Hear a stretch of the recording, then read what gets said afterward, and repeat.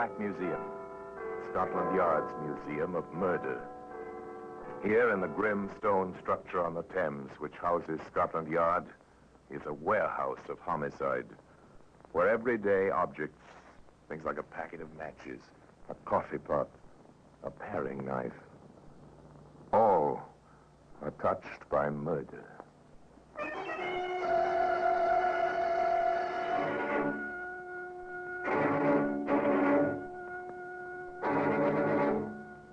Now here is a pint bottle labeled meat juice. Perhaps you've seen one of these. Your grandmother certainly saw one. In fact, when you were a child, you may have been fed meat juice for the iron and strength it contained from just such a small glass bottle. Yet here it is, in the midst of all the other relics of death. Well, Inspector, what do you think? Mr. Hammond, we did our best. The little bit of white sediment at the bottom of the bottle, see it there still? You know what that is? Yes, arsenic. And to me, at least, the means of murdering my brother.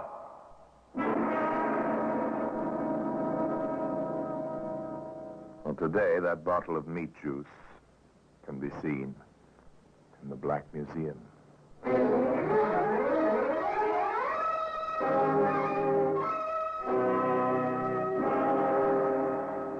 From the annals of the Criminal Investigation Department of the London Police, we bring you the dramatic stories of the crimes recorded by the objects in Scotland Yard's Gallery of Death, the Black Museum. In just a moment, you will hear The Black Museum, starring Orson Welles.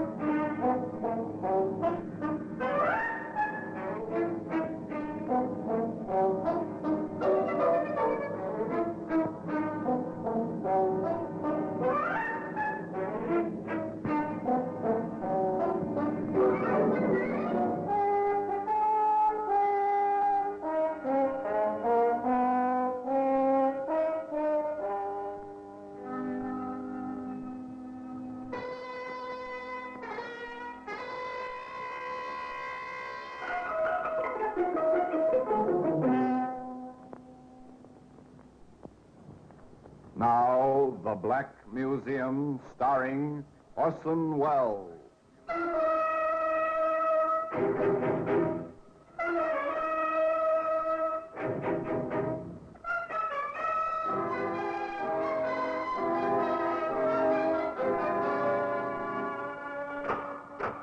Here we are, in the Black Museum. Scotland Yard's Museum of Murder. Yes, here are all these carefully labeled weapons, labeled in boxes and vials. Here is sudden, unexpected, violent death.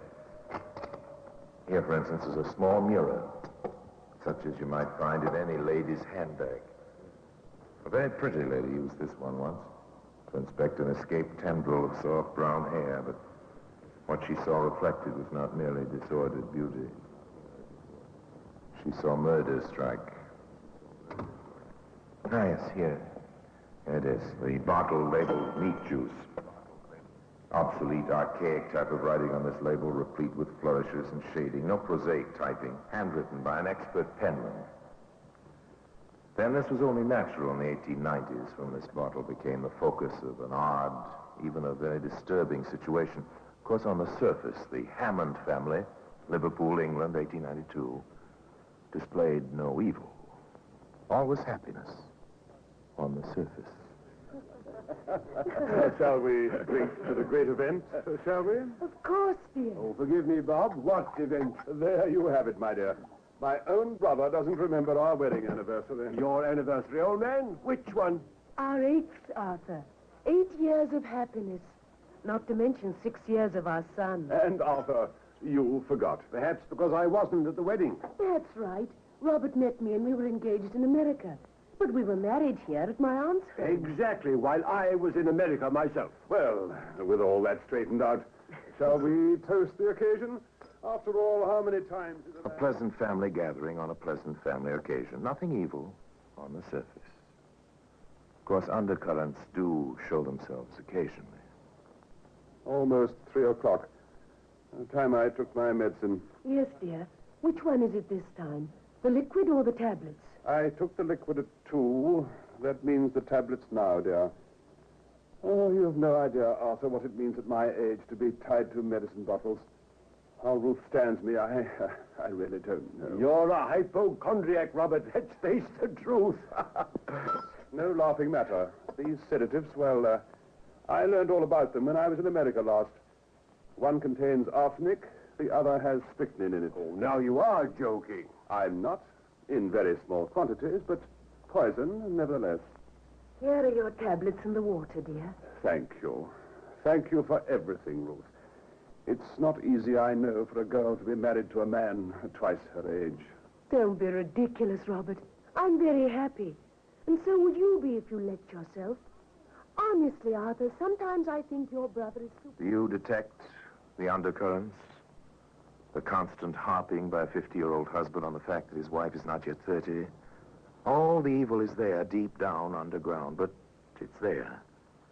One would hardly say it came to the surface in an incident such as this. Oh. Writing someone, my dear? Just a note to the Plaza Hotel in London. The Plaza, London. There. I had word this morning. Aunt Rose is very ill, and there's no one to stay with her. You've been out all day, so I've written to reserve rooms to save time before I told you. Yes, of course. You ought to go. Dottie can watch over David, I suppose. Dottie is a jewel among servants, dear. Of course she can. Excellent. I saw Dr. Hubert today, my dear. He's not at all satisfied with my condition. However, we shall see. He's given me another... Evil to him who evil thinks. Perhaps. Still, the greeting between aunt and niece at the Plaza Hotel in London was something to think about. Darling. Darling. Oh, my darling. Been so long. Too long, my beloved, too long. But now, my sweet, 3 whole days together. 3 glorious days. Oh, John. An interesting aunt, wouldn't you say, particularly when the young wife is half her husband's age?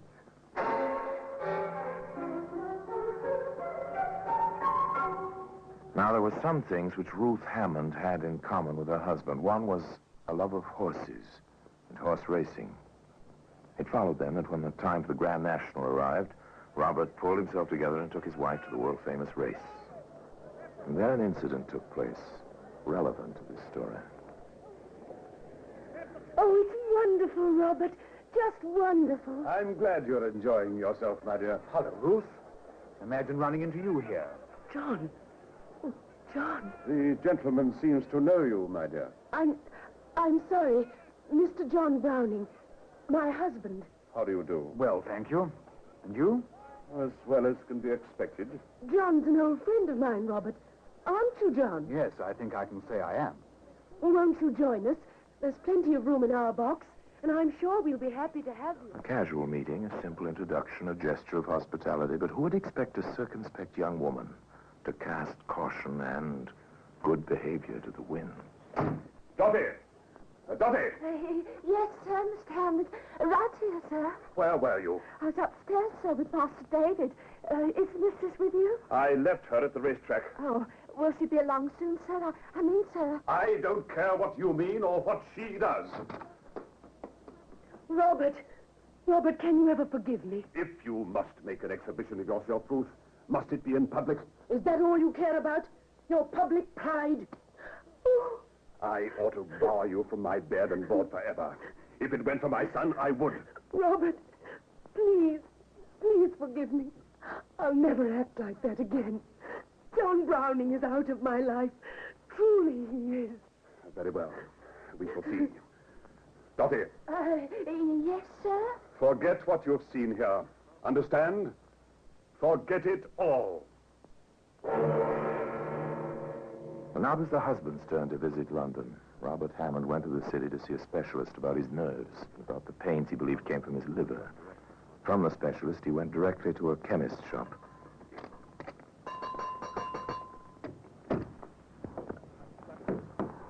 I'd like this prescription filled, please. Very good, sir. Thank you, sir. Can you make it up quickly? Let me see, sir. Yes? Yes, I can, sir, but you'll have to sign a receipt for this preparation. It contains strychnine, sir. The wife, too, was visiting a chemist. A chemist in Liverpool. Anything else, ma'am? No, I think that completes the list. Oh, no, I'd almost forgotten. Fly papers.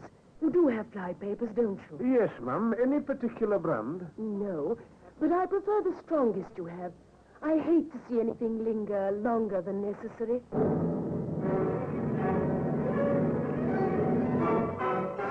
Ruth Hammond took her purchases with her. At home, she rang for the maid. You want me, Mum? Yes. Is there any hot water on the stove? Oh, yes, Mum. Cook always keeps the kettle boiling. Very well, Dottie. I want the kettle and the dishpan. I have to soak some fly paper. Whatever for, Mum? A druggist, or a chemist you'd call him, in America showed me how to obtain the arsenic from fly paper. It's part of a preparation to keep the complexion fresh. And my skin is none too good these days, Dottie. Fetch the kettle and the dishpan, will you please? Thank you. Perhaps nothing more would have been thought about that, about the quarrel in the hall, if another event had not occurred almost immediately. Robert Hammond fell ill. Not merely the imaginary illness of the hypochondriac, but an actual illness. Dr. Hubert was called. He made his examination. Then... May I see you a moment, Mrs. Hammond? Of course, Doctor. I must admit I'm puzzled by Mr. Hammond's symptoms. His heart seems strong enough, but he complains of chest pains and this constant retching, you know. I'm worried, Mrs. Hammond. Have you no diagnosis? I'd prefer a consultation, if you don't mind. Whatever you think. Of course, Doctor. Whatever you think best. Robert's never been like this. A consultation. The learned doctors probed and listened and probed again. By then and waited. Dr. Hubert stood by then and waited. Outside the sick room, Dr. Davis addressed himself to the problem. I don't like it, Hubert. All that retching. It's the prime symptom of arsenical poisoning. The man's been dosing himself with arsenical medicines for years. I know those compounds. The amount of arsenic is minute. Hubert, who is nursing him? What, his wife, of course, with some help from the maid. I want a registered nurse in there, and no one else. You don't suspect anything, do you, Davis? I want to prevent suspicion if I can. Get a nurse in there as soon as possible. Meanwhile, we'll prescribe tonics, meat juices, and that sort of thing. And I want the bottles watched, night and day. The medicines, the patient, the nurse, all that's in the sick room. Everything and everyone else outside, including the lovely wife. Yes, including the lovely wife.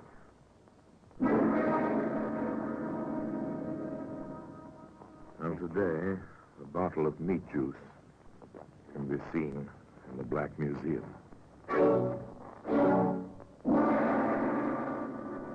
In just a moment, we will continue with The Black Museum, starring Orson Welles.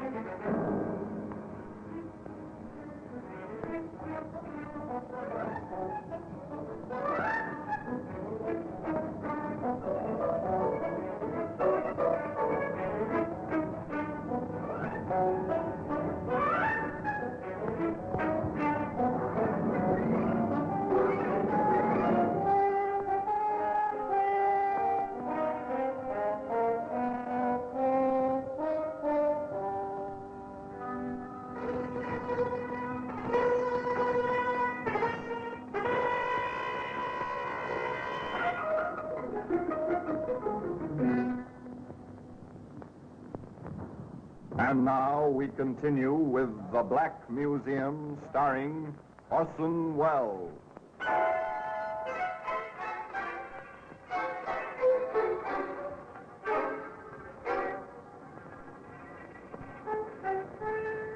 In 1892, a man might die slowly for unexplained reasons without benefit of laboratory tests, gastrointestinal examinations, or any of the aids to life and living which grace our times 60 years later. The doctors in 1892 did their level best. They used their knowledge well. If it came to placing a nurse in charge, denying a wife access to the sick room, or merely ordering concentrated meat juice as a tonic, they performed their functions according to the time in which they lived. Thus it came about that Robert Hammond suffered in his bed, Ruth Hammond was ordered from his room, and his brother Arthur came to stay in that tense, foreboding household. Yes, Dottie? Oh, it's the mistress, sir. She asked me, please, to mail this letter. That letter's open. Oh, please, sir, if I can explain. Well, get on with it. Well, I was taking it to the post box, and I dropped it, and the envelope was dirty. You can see the mud, sir. Yes, I see, but what else? I wanted to change the envelope, sir. I steamed it open. I couldn't help but read the beginning, sir. Beg your pardon. Oh, Mr. Arthur, I'm so afraid for the master, sir. Let me see. Addressed to Mr. John Browning.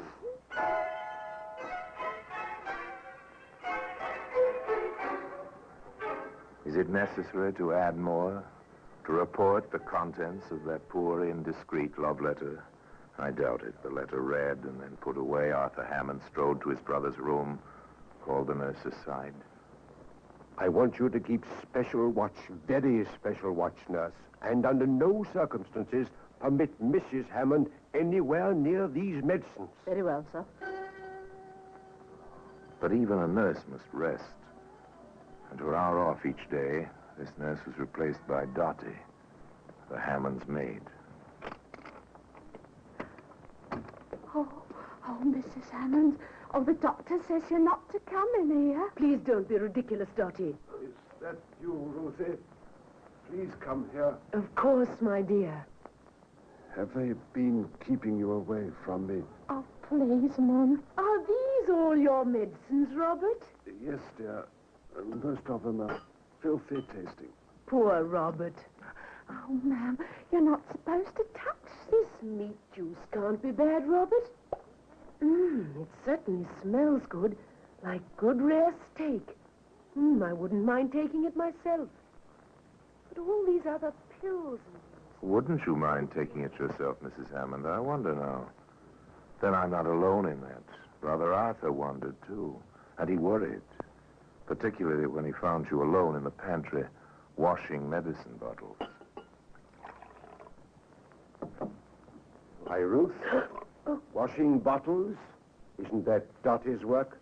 This at least I can do for my husband, even though I'm not allowed to see him. But you did see him yesterday. And if I did, who has a better right? I'm not speaking of rights, Ruth. I'm speaking of wrongs. If you have something of which you wish to accuse me, why don't you? I may. You see, I had the meat juice you handled yesterday analyzed. I see. You did? It contained arsenic.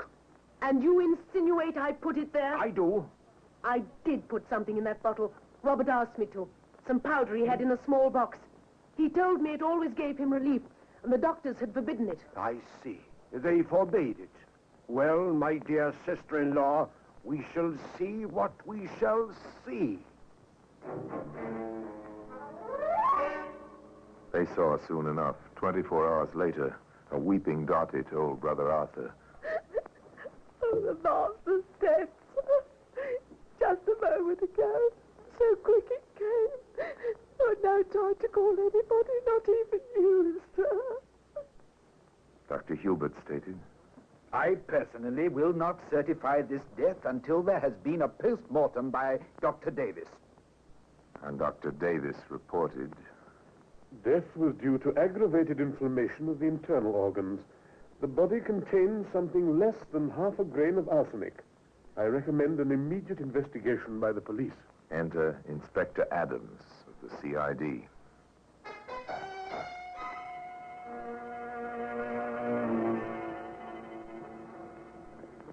What's your opinion, Dr. Hubert, as an expert on this case? It will be very difficult to have an opinion, Inspector. You see, Mr. Hammond was a true hypochondriac. Always dosing himself with patent medicines, all kinds of prescriptions, but the man's dead. And added to the difficulty is that there seems no really natural cause for his passing. Thank you, Doctor. Not at all, Inspector. Anything I can do to help? From the doctor's office, the inspector made his way to the house of mourning. There, his first object of inquiry was Arthur Hammond. So you are suspicious of the cause of death? Wouldn't you be, Inspector? I need more facts in my possession. There are such things as libel laws, sir, and charges of false arrest. Perhaps you'd be interested in this, Inspector. And what is it? A letter written by the widow to her London paramour and discovered quite by accident. Thank you. Anything else, Mr. Hammond, which you think might be of There were interest? several things which Brother Arthur brought to the attention of the inspector, and these, in turn, brought Dottie into the presence of the man from the yard. Now, there's no need to be frightened, girl. What's all this about your mistress and a bottle of meat juice? I saw her, sir. I saw her slip something in the bottle. I kept the bottle. Here it is, sir. Did anyone else touch this bottle besides Mrs. Hammond? Only nurse, sir. She guarded the medicines proper, she did. Much better than I could. I see. Then you are prepared to swear that no one touched the bottle before or after Mrs. Hammond except the nurse? Yes, sir, I am. Oh, swear, sir? You mean in a trial like, Inspector? Yes, my girl. Oh, hadn't you thought of it before the police came in? The questioning completed for the moment, Inspector Adams gave his instructions. Sergeant, I want the Hammond house searched from top to bottom. Here's the warrant. Get to work.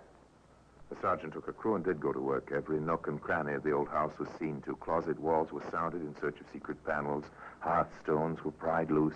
Even the coal bin was emptied. Sergeant Hall reported back to the inspector. Here it is, sir. Arsenic. All over the place. It followed that the next morning. I have a warrant for your arrest, Mrs. Hammond. The charge is willful murder. It was a celebrated trial. The courtroom in Liverpool was packed with the curious, the cruel, and the very, very few who found some sympathy in their feelings. The newspapers enjoyed their traditional field day with the lurid, scandalous details of the story. The really pertinent details of the case were few, however, simple and contradictory. Arsenic was found in the possession of the prisoner. She did not deny it was hers. Dr. Davis testified concerning the post-mortem. I found a little less than half a grain of arsenic in the body. Yes, Doctor, but would you say that this poison was the cause of death? I would. And then the contradictions set in. Asked the same question, Dr. Hubert replied. No, I would not say so, and certainly not in the case of this patient. Ah, and why not? Mr. Hammond had accustomed himself over the years to taking arsenic in small quantities. He was used to it. The prosecution countered this with the Liverpool chemist who Mrs. Hammond had visited while her husband was in London. She came in that morning with a list. The flypaper was not on the list. The chemist had no idea what Ruth Hammond had wanted with the flypaper. However, Dottie did. Yes, sir. She boiled the arsenic out of the flypaper. Boiled it out? Whatever for? She said to make something for her complexion. She told me she'd heard about it in America, sir. And did you, Dottie, ever see her use such a preparation? No, sir. I never did. And the defense? Well, in 1892, the accused did not testify in self-defense. The accused was permitted, however, to make a statement under oath. My Lord Justice, with your permission, my lord, 3 things. I did soak the flypapers for the arsenic they contained. I made a cosmetic preparation from it, which I learned about from Dr. Henry Maysfield in Brooklyn, New York, when I lived there. I did put powder into my husband's medicine. He asked me to. It was a preparation he brought back from London, which had helped him many times before, but which his doctors here refused to give him. Finally, my lord, I wish to state that for the sake of our son, for David's sake, my husband and I had a complete reconciliation. And on the day before his death, I made a full confession of the terrible wrong I had done him. The jury retired. The court waited. The prisoner waited. The crowds waited. Hours passed. Then the knock on the locked door of the jury room. The bailiff opened. The 12 good men and true filed back in the jury box. The judge's gavel rapped.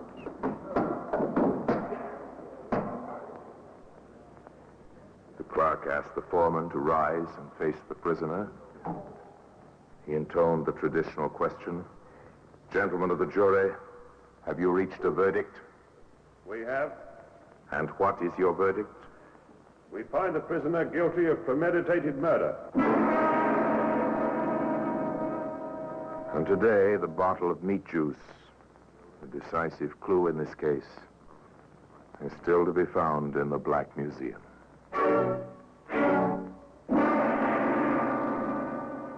Orson Welles will be back with you in just a moment.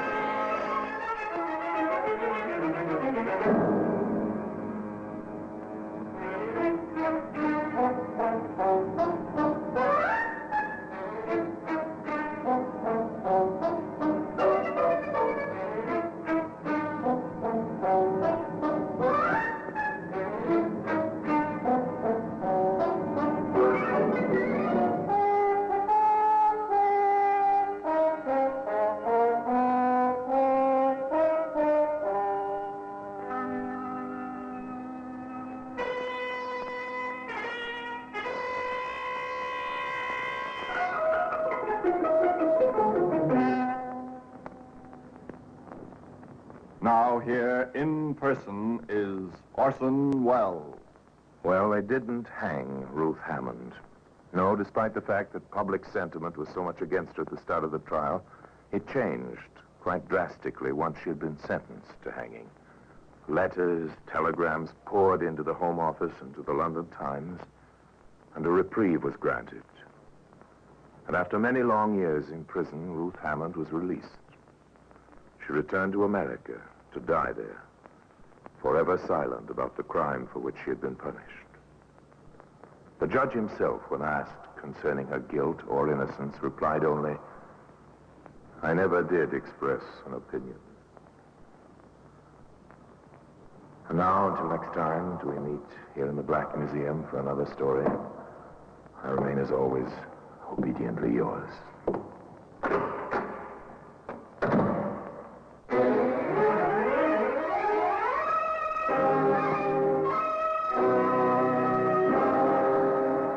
The Black Museum, starring Orson Welles, is presented by arrangement with Metro-Goldwyn-Mayer Radio Attraction. The program is written by Ara Marion, with original music composed and conducted by Sidney Torch. Produced by Harry Allen Towers.